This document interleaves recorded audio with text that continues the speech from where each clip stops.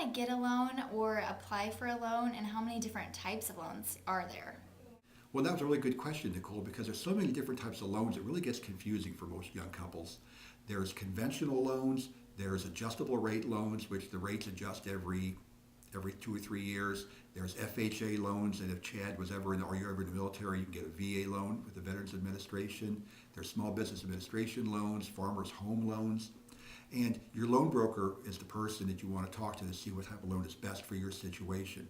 You'll go into a credit union or to a loan broker or a bank, sit down with the loan person and explain your situation. He'll fill an application out with you. He'll ask you how much you have to put down, what price range you might want to be in.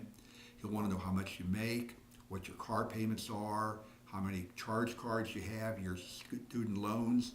And he has this magic little formula that he'll figure out.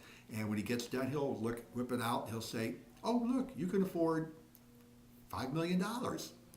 And then you'll know what your top dollar is for buying a home. And when you're shopping around for a lender, a lot of people do that. They go from lender to lender to lender, looking to see what type of rates they can get, what type of deals they can get. And I can just tell you from personal experience that almost all the rates are going to be about the same. They might vary just by a smidge, but for the most part, it's the same. What's going to be different is some lenders won't charge you for the appraisal, other lenders will, but they make up for that. Nothing is free in this world. So if a lender sits there and tells you, "Oh, the appraisal, we don't charge you for it," well, they're going to make that up somewhere else by charging you a little bit extra. Another thing to consider is when you're choosing your lender, a lot of people want to go with a local bank. Well, the problem with that is if it's a conventional rate loan, the local banks aren't actually keeping the loans.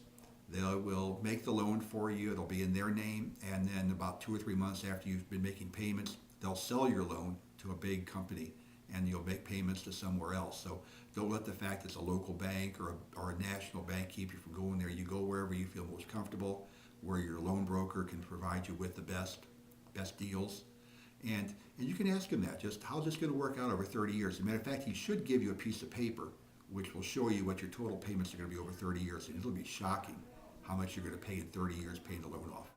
Should I apply for a 15-year loan or a 30, and how would I know the difference in what I should do? When you go to your lender, the lender's going to offer you either a 15 or a 30-year rate normally.